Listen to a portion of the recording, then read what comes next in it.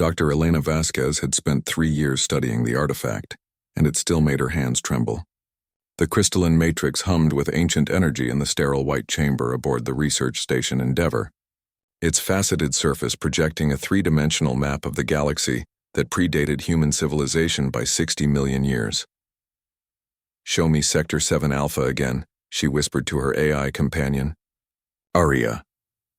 The holographic display shifted, zooming into a spiral arm that Elena knew contained their solar system. Stars appeared as pinpricks of light, each tagged with coordinates and spectral data in a language humanity had barely begun to decipher. But there, in the precise location where Sol should have been, was nothing but empty space marked with strange symbols that pulsed red. "The deletion markers are consistent across all data layers," Aria reported in her pleasant synthesized voice. "Whatever civilization created this map deliberately erased all record of our star system." Elena rubbed her tired eyes.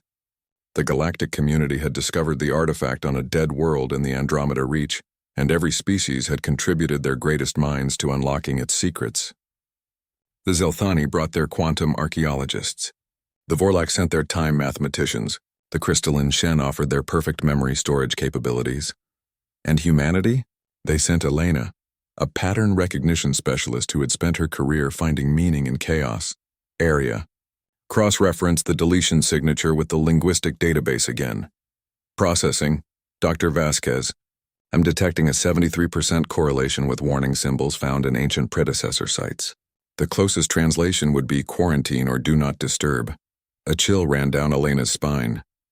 The predecessors were a myth, a theoretical ancient race that some xenoarchaeologists believed had vanished before any current galactic civilization emerged.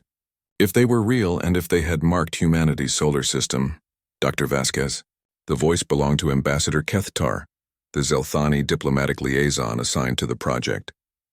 His forearms gestured in what Elena had learned was polite concern. "You have been in here for 36 hours. The other research teams are requesting updates." Elena turned to face the tall, graceful alien. His skin shimmered blue-green in the chamber's light, and his large eyes held the patient wisdom of a species that lived for centuries. "Kethtar, what do your people's oldest records say about Sol system?" "About Earth?" The Zeltani's neck fins fluttered, a sign of surprise. "Your system was unremarkable when we first made contact. A young star, a single world with complex life, primitive but showing promise. Why do you ask?" "Because someone went to great lengths to hide us from the galaxy's oldest navigational system." Elena gestured to the star map. "This artifact is older than your civilization, older than the Vorlak Empire, older than any known spacefaring species. Yet it specifically excludes any mention of humanity's existence."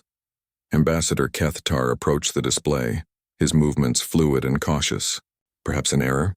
Data corruption over such vast time periods?" "No." Elena pulled up her analysis files. "The deletion is surgical, precise. Someone knew exactly what they were hiding." She paused, a terrible thought forming. What if humanity wasn't meant to be found? The chamber's doors hissed open, and Chief Researcher Vexmorth of the Vorlak strode in, his massive frame filling the doorway.